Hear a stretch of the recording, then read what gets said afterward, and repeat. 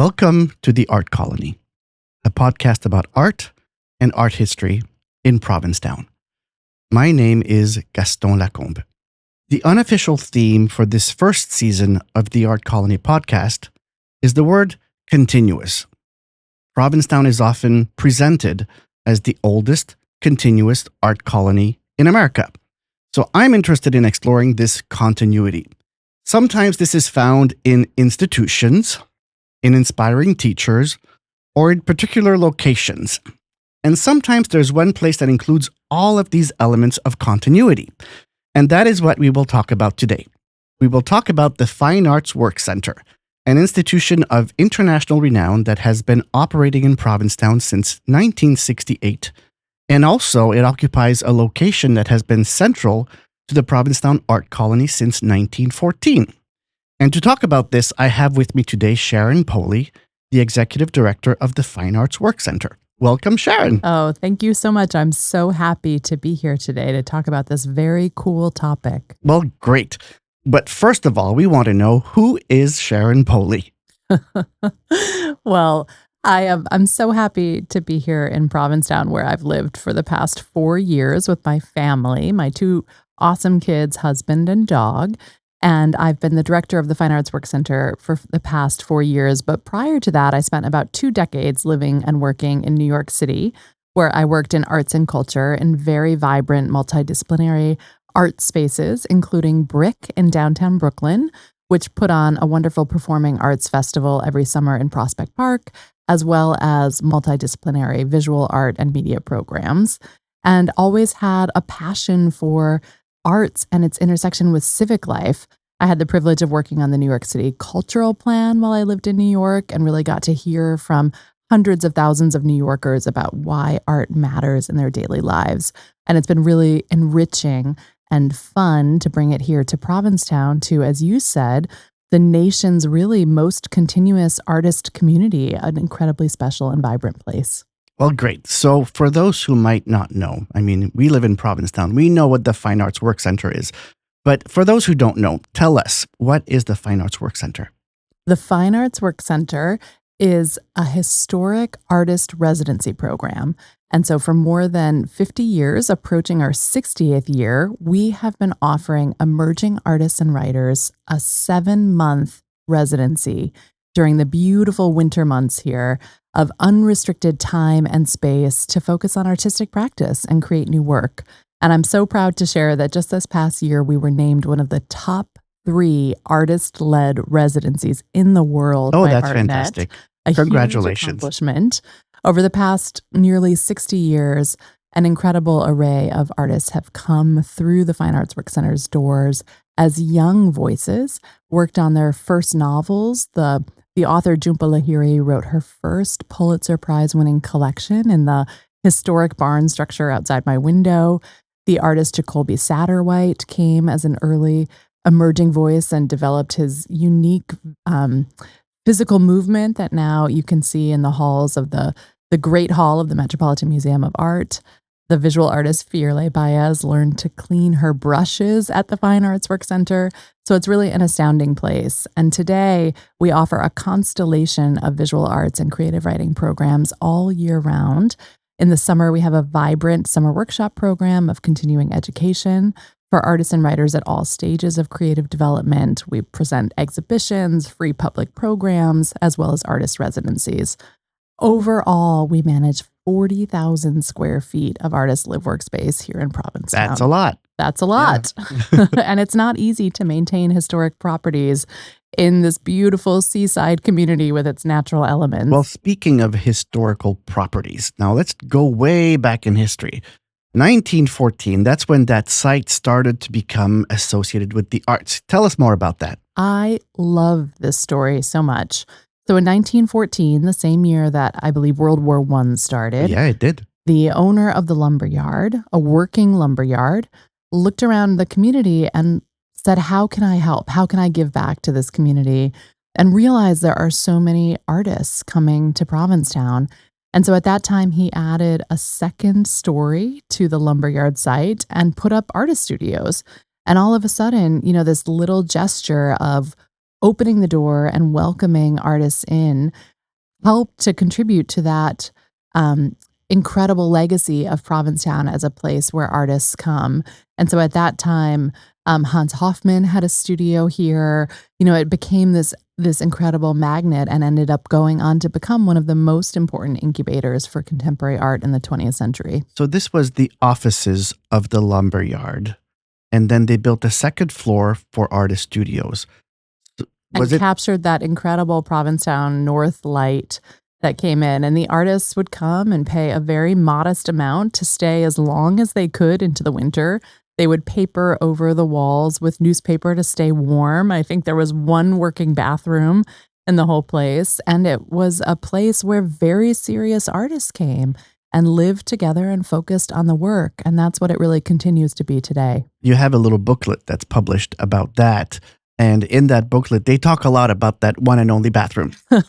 And it's very interesting because a lot of the stories are based around winter, that, things would freeze up and they would be cold. And it was interesting that these people would stay here all through the winter, even though it was a very challenging environment.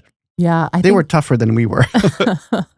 I think it is that, the very bohemian history of this place as a place of fishermen, of the Portuguese community, of artists kind of making a life for themselves and focusing on what was most important. And at that time, for those artists, it was about painting, the quality of the light, and the creative community that was here. And it bears to be mentioned that as World War I hit, a lot of American artists who were in Europe moved back to the United States. And also a lot of artists who would usually go to Europe in the summer to hang out with, all these people who were teaching the new modern techniques could not go to Europe. And all these people ended up landing in Provincetown. So they needed space to work. And that was one of the places where they were working. I love this idea of the discovery of suddenly Europe wasn't accessible, but here you are so far out into the Atlantic Ocean, almost as close as you could get to Europe. And you kind of looked around and said, wait a second. The meridian of this place, the light of this place is just as good as what I might find in the south of France. And so why not stay here and build up a creative community and artistic community here a little closer to New York City? So the buildings you have now, are they the same buildings that were there in 1914? Well, it's funny. We just had a wonderful event this past weekend where I kind of talked about this theme and I said, here we are in the heart of the lumberyard. And you can really see in the walls of our gallery, the historic coal bin framework at the bottom of those walls. It is the same site. It is the same place. And one of the artists that we were featuring in a panel discussion that night came up on stage and laughed and said, it's the same, but it's not the same. Mm-hmm. Over the years, at various moments in the Work Center's history, the organization, which is very grassroots, was founded by a group of working artists and writers, has done everything it can to transform the site into a place that is most nurturing of artists and writers. And so, for example, we've connected some of those historic buildings with something that we call internally the Link, that now houses the Michael Mazer Print Shop, a wonderful printmaking studio that I know you spend a lot of time in.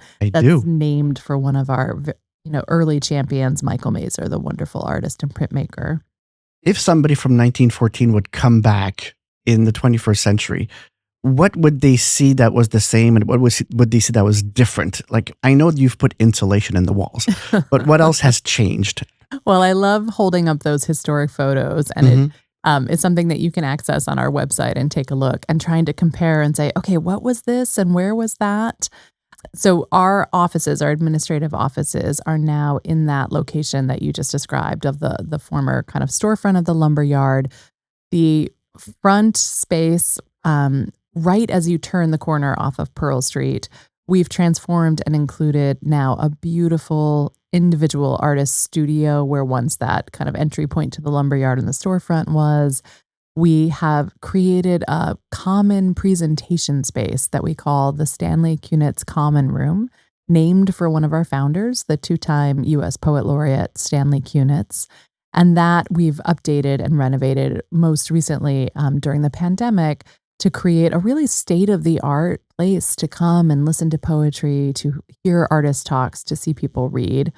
We also have built out a central courtyard that connects the campus with what in the space that was once a kind of gravel courtyard and very kind of Provincetown feeling.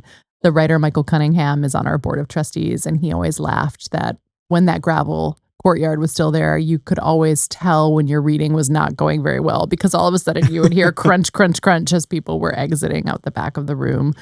And I think most importantly, we've added a lot of split units and solar panels on our roof. And so now our spaces are more environmentally friendly, more sustainable, and cooler for our artists in the summer and warmer for Warmer our in the artists winter. in the winter. Yeah. And you also have a little barn there. Yeah, the Days Lumberyard Barn is actually on the historic registrar and was part of that historic Days Lumberyard site, and then went on to be the studio space of Robert Motherwell, where he painted, I believe, paintings from the Elegy to the Spanish Republic that he is quite renowned for, and also the studio space of Helen Frankenthaler. That historic barn now houses writers every season, and so we usually have 3 of our fellows staying there. And I've even heard that individuals like Jeffrey Eugenides stayed there once as a bedfellow, which is a term we use for the partners of our fellows who come and stay. So it's really a very cool space with layers and layers of history, of creativity, and creative energy of people who have come year after year. And does the Fine Art Work Center also have other buildings around town? Yeah, we manage about 40,000 square feet of artist live workspace. And so in the West End, we have 5 wonderful individual units as part of the Meadow Road development that are available to creative workers, members of our staff, as well as past fellows and other Provincetown artists. We also have a 3-story building on Brewster Street. It's a 3-story, 9-unit building that also has an incredible history. It was purpose-built, I believe, in 1910 to be artist workspaces. Oh, wow. And it was gifted to the Fine Arts Work Center, and we call it internally the Reeves Euler Building in recognition of the historic family and artists who were there. So that's an incredible site with beautiful views of the water because it's a little bit of a taller building in Provincetown. And it's a taller street also. And it's a taller street. Yeah. And so I understand that there's, several paintings of those views that are in various collections of museums and other things because so many artists have lived in that building. And then the house that I live in, the director's home, is also a beautiful historic home that was the house of Gerrit Hondius, a Dutch painter, who also donated that property to the work center. And so through the generosity of generations of families and artists here in this community, they've really preserved and protected the creative spirit and made this a place that artists and writers can continue to live and work. So you've mentioned multiple times now the Fine Arts Work Center, which we usually say FAWC. We usually say FAWC. Yeah, the FAWC Fellows. So tell us, how does one become a FAWC Fellow? Yeah, so this is our longest standing program, the 7-month fellowship, one of the most significant in length in terms of national residency programs. The founders of the Fine Arts Work Center really believed that 7 months was the magic number for what it takes for a young artist to create a discipline for themselves. And also the founders, I just don't want to make sure we don't forget to mention this. They created this because they felt at the time that Provincetown was losing its place in the art world. It was losing its artists. So they wanted to bring them here with this fellowship program. Yes, even as early as the mid-1960s, artists like Robert Motherwell, like Stanley Kunitz, looked around and said, Provincetown's becoming too expensive. How can we make sure this is a place that young artists can continue to come? And that is the founding origin story of the Work Center. And so they created this residency program. And today we receive upwards of 1,600 applications for that 7-month fellowship from all over the world, from young artists and writers. We consider ourselves an artist-led organization. And one way we live that value is through our selection process for those 20 spots. We have 2 program committees, one in visual arts and one in writing, that are made up completely of leading voices in the field. Our visual arts committee is co-chaired by James Everett Stanley and Mala Iqbal. and includes people like Jennifer Packer and Dwayne Slick, really wonderful artists. And our writing committee is chaired by Mark Wunderlich and similarly includes voices like the current US poet laureate, the most recent poet laureate, Ada Limon, was a member of that committee. And so those two bodies spent months and months and months. They donate their time. They are incredibly generous. And they engage in this act of literary or artistic labor of love to review all 1,600 of those applications and select those top voices that they think have exceptional promise in order to be offered fellowships and to come be part of our creative community. Are you aiming more for emerging artists, mid-career artists, or any level? Yeah, the fellowship, that 7 months, is really about nurturing emerging voices. And so the way we define that on the writing side is you can't have published a book. You may have published a chapbook of poetry, but not have a real book contract. And then on the visual art side, we think about it in terms of gallery representation and kind of major exhibitions. But I don't want people to think that we don't offer programming for all stages of creative development. And so for more mid-career and mature artists and writers, we have a whole suite of offerings, particularly our summer workshop program, where artists of very high caliber come and spend a week with us in residence with other very serious artists and writers, working with world-class faculty and taking a workshop. And then we also offer things like residencies in the shoulder seasons and that beautiful time in Provincetown in May and June and late August, early September for people to come and have a self-directed creative residency. And we've just relaunched our online programming. We've rebranded and relaunched a program called FAWC Online. So people can connect with us when they're not here on site in Provincetown, but continue to take workshops, be part of creative groups, and be part of this community from anywhere in the world. So if you're one of these 20 very lucky artists artists and writers who selected to come to Provincetown for 7 months, what's your daily life like at the Fine Arts Work Center? Well, that is such a fun question and is actually something that we get at when we try to meet people in the survey that they take when they're accepted and in initial interviews. The residency is completely unrestricted time and space. So we have no expectation of them, no teaching requirement, nothing. And that's part of it, right? What a gift to a young artist, but also what a harrowing experience to suddenly be faced with yourself and your work and no obligations. And so it really depends on who you are as an artist or writer and what your rhythm is. We have some people who come and get up first thing in the morning and go down and swim in the ocean and then sit at the writing desk and have a very regimented schedule. We have other people who stay up all night and work in the studio, late into the night and in the early morning. We do offer various opportunities to get engaged with this community. And so we have a very thoughtful orientation for new fellows when they arrive. In the month of October, we invite them to take tours of places like the Provincetown Art Association and Museum with the head curator there. We offer them tours with Billy Huff, the wonderful, iconic Provincetown performer. We invite them to meet with the local school and to find out if they might want to take part in residency programs there. But all of that is really optional. And all of it is about creating pathways of connection to this place that is so special, while also maintaining respect for that openness of the residency that is so essential to its success. Tell us more about this connection with the local school. Well, that's a program that I am passionate about, being the parent of 2 kids who have gone through it. So for more than 10 years, since the start of the Provincetown IB school following the closing of the high school International and before Baccalaureate. That, yes, thank IB, you. Yeah. We have offered fellows the opportunity to be in residence in partnership with classroom teachers. And so over the years, fellows have done things like paint a beautiful mural in the hallway of the school with the final graduating class of the high school. We have fellows who are writers who lead poetry workshops with young people in partnership with the wonderful ELA teacher who has just stepped down, Miss Rokiki.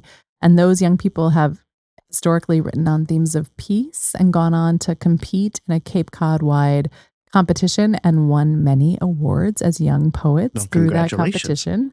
And it's really one of the most special things, I think, not just for the students who we tell when they come to read their work at on the stage of the Fine Arts Work Center that they are now part of this historic legacy of Provincetown. And that's really their kind of birthright as young people in Provincetown.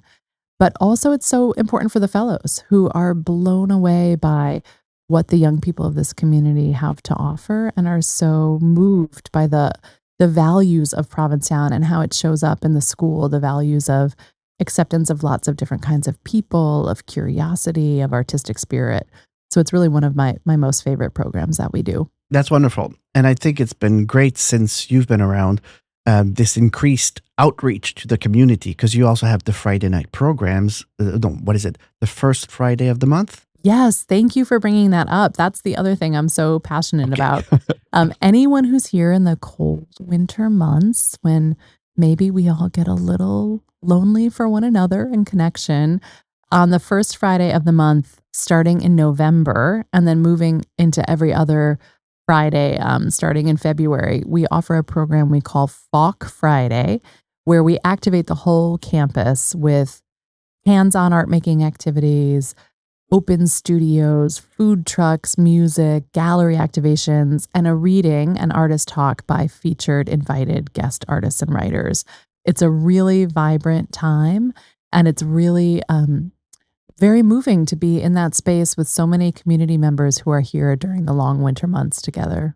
And you have food trucks. You And already we have said food that. But that's very important. There's food trucks. There's some magic about a community meal. And so we do have this kind of community meal together, which I think is in the spirit of the Fine Arts Work Center. Potlucks are very important in our history. And so I love thinking of these events as kind of giant community potlucks where you just don't have to bring a dish. You can just come enjoy.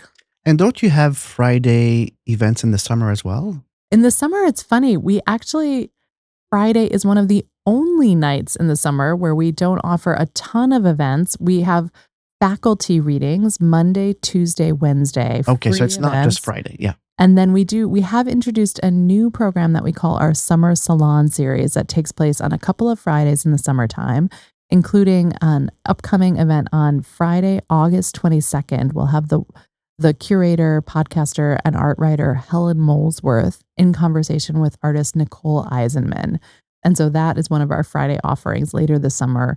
But also, please come by, if any listeners come by Monday, Tuesday, or Wednesday, almost any night in the summer to hear a faculty talk from our summer workshop faculty.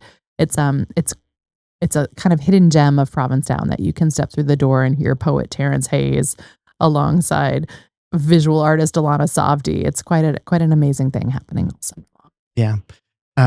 I probably had seen something about a Friday earlier this summer, but since I own a gallery, I can never go to Friday events because that's when we have the gallery stroll in Provincetown. So I'm always sad when I miss Friday events, but hey, I have to run a business. Exactly. Yeah. I know we do have our gallery open. We did have a gallery opening in one of the summer salons earlier this summer that I invited you to. And I feel the exact same way. I can never make it down to the gallery stroll on those nights that we have events. And I'm always kind of waving at you from Pearl Street down to Commercial Street. Yeah. Tell me about the interaction between artists, visual artists, and writers at the Fine Arts Work Center, because they live together all through the off season. What kind of interaction do they have? Well, I absolutely think that that's one of the alchemies or secret sauces of the Fine Arts Work Center, are these intimate relationships that develop between artists of such different disciplines. They're really very different practices when you think about it. The visual arts are so physical, so visual, and then writing is so cerebral, so thoughtful. And I love seeing how our visual arts and writing fellows connect with one another and learn from one another. When I first started, one of the favorite conversations that I had was at a community event with past fellows. And it was a writer who said they developed a really great relationship with a sculptor who was here, and they had never been in close proximity to a visual artist and really never connected with a sculptor before. And they used to watch them chisel their work, hone their work, and say, that's what I want to do with the words on the page. We've had collaborations, beautiful collaborations that have gone on to become lifelong creative partnerships, things like Sam Messer and Dennis Johnson over the years that are really quite profound in how they've shaped those individual artists and then gone on to shape their work. I think it's also wonderful the amount of diversity you bring, not just to your center, but to town by bringing all these different artists from all around the world, from different ethnic backgrounds, people from the queer community, people who are trans, a lot of women artists as well. So you bring a lot of diversity into your center. Yeah, I think it's a real infusion of energy in the off season, and I love seeing how the fellows are so moved by the artist community of Provincetown and vice versa, and how re-energized artists are by coming to those fellow events, coming to those FAWC Fridays. There's a real creative exchange that happens that I think keeps the fellowship vibrant and keeps this community vibrant. And then in the summer, we've really made a huge effort to make our summer workshop program more diverse and inclusive, partly in recognition of the fact that Provincetown itself has changed and it's harder for low-income artists to come here. It's harder for young artists to come. And so you've kind of hinted at one of our favorite summer activities, which is a curated week that we present as part of our summer workshop program that we called Queer Week. That's curated by a fantastic writer, Andrea Lawler, that offers an opportunity primarily for queer artists to come together in this very safe and inclusive space. The energy is incredible. And we offer a ton of what we call FAWC Scholar Awards throughout the summer to make sure that lots of different people can participate. And so if you're interested in a scholarship, we typically announce those application opportunities in January, and applications are typically due late February, early March for a spot in our summer workshop program. And some of those scholarships for people coming from off Cape include travel, stipend, and housing as well, to make sure that if we offer it to you, you're really able to participate and take part. So the summer programs are open to pretty much anyone, right? It's an open enrollment program, and we have a sliding scale of tuition as well in order to make sure that it's accessible. And so you can kind of choose your own adventure of what tuition rate you pay, starting with a teacher and student rate and then going up to a sustaining rate for people who want to pay it forward and help support our scholarship effort to ensure more people can come. At what point in the year should people start digging through your website to find the applications for this? Yes, the summer workshop program is announced in January, and it's always so fun to see which workshops fill up the most quickly and what people are most excited about. And then typically those workshops are available all the way through now. If you're interested in coming to take a workshop with us in August, there's still spots available, and you can check our website. So let's do some name dropping. We say that it's an international program, world renowned. Let's get some names on the table. Who are the big names who have gone through your center? Oh my gosh, what a lovely question. We're so proud of our fellowship community and our summer workshop community. But a few of the things that we like to highlight are just this past spring, the poet Marie Howe, who has been a member of our creative community for 30 years, won the Pulitzer Prize in poetry. So we were so proud of Marie. She's a trustee of ours and an incredible poet. The prior year, both the Pulitzer Prize in fiction and the Pulitzer Prize in poetry were both won by past fellows of the Fine Arts Work Center, Jane Ann Phillips for her novel Night Watch, and Brandon Soame, an incredible poet. Other visual artists who have gone through the program include Ellen Gallagher, Jacolby Satterwhite, Lisa Yuskavich, Sam Messer, so many more. And writers that have come through include Nobel Prize winner Louise Glick, was in one of the very first cohorts of writers who came through. We've had voices like Viet Thanh Nguyen, who also is an incredibly esteemed writer, prize-winning, award-winning. Jacqueline Woodson was just here for one of our summer salon events, probably the most beloved children's book writer in the world, and also the founder of her own artist residency, Baldwin for the Arts, that was partly modeled on the Fine Arts Work Center. So really just, the legacy of people who have come through. Ada Limon, poet laureate, who launched her signature project as U.S. Poet Laureate here in Provincetown at the Beach Forest Trail because of her connection to this place from her time as a young fellow. It's really an extraordinary thing. It sounds very impressive. So if somebody's applying for the fellowship, do you have some advice to give them? What sort of foot do they have to put forward? Well, the first thing I'll say is the care and time that the juries spend with your work is a gift in and of itself. And so it's by applying to the fellowship, you have a wonderful opportunity to have your work seen by people who will take note and follow you. The other thing I'll tell people is you have to apply more than once. Don't get discouraged.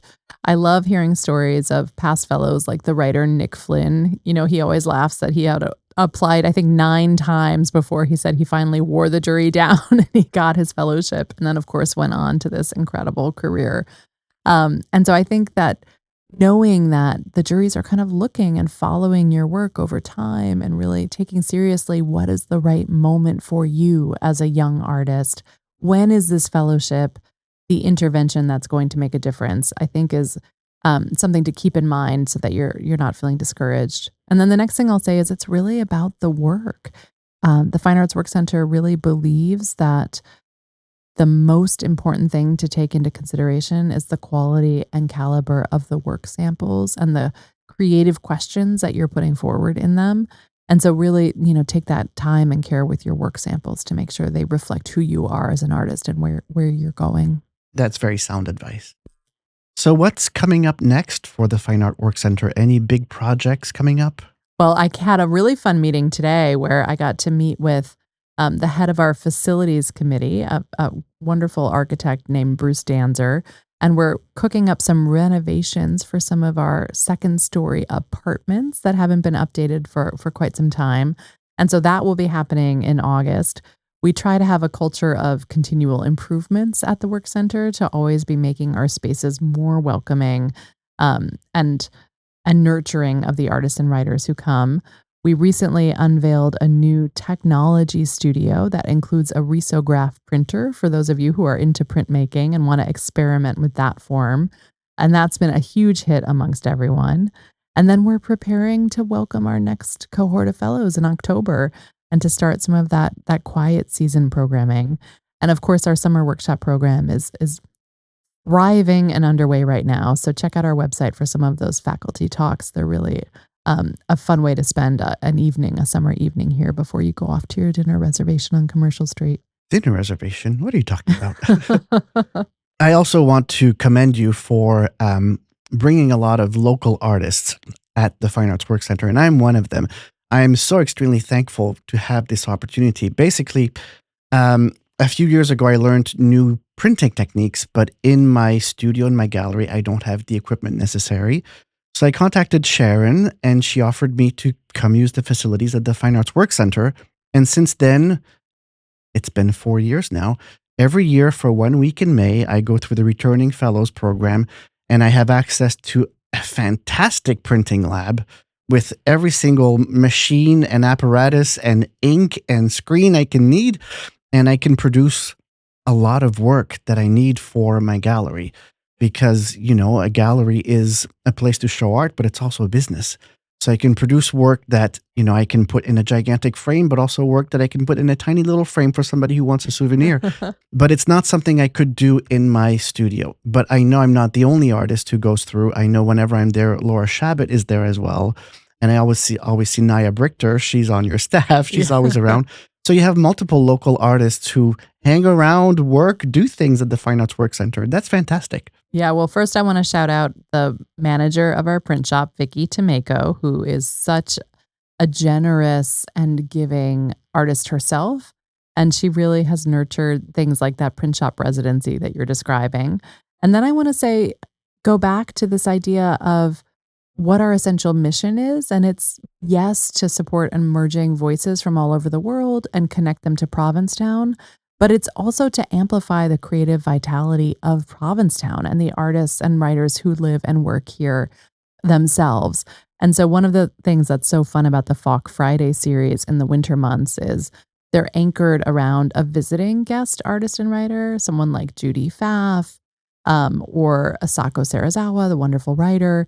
But then we always have activations and showcases of the local Provincetown community in our gallery space or in other places. And it's that creative exchange that happens that really solidifies Provincetown as a place that artists at all stages want to be, because they feel like it's a community who understands the arts, that is made up of working artists themselves, that has conversations at a deeper level than other places. It's really, really a special place to be. And the few times I have gone to the Winter Friday programs, it's full. Oh, People often, being in a gallery where I see visitors every day, they often ask me, what's it like in the winter? It must be really dead. And I go, no, it's a very dynamic community. There's a lot happening. And the people who live here, most of them chose to live here. So they want to make it interesting. It's a dynamic place. So when I go to the Fine Arts Work Center on Winter Fridays, it's dynamic. It's full of people. It's not just 5 or 6 people. It's 100. So I really enjoy that. Yeah, we call them our standing room only events, which you think would be in the summer. And yes, we have crowded events in the summer, but you're exactly right. It's the winter. And sometimes I look around the room and I say, this is the most important thing that we do, is really these nights together with this community. And I have to make an effort to go more often this year. Well, thank you so much. This has been a great conversation. And I look forward to more events at the Fine Arts Work Center. And I cannot wait to listen to all of the podcast episodes. Thank you for welcoming me today. Well, thank you so much. And thank you so much for joining us. And until next time.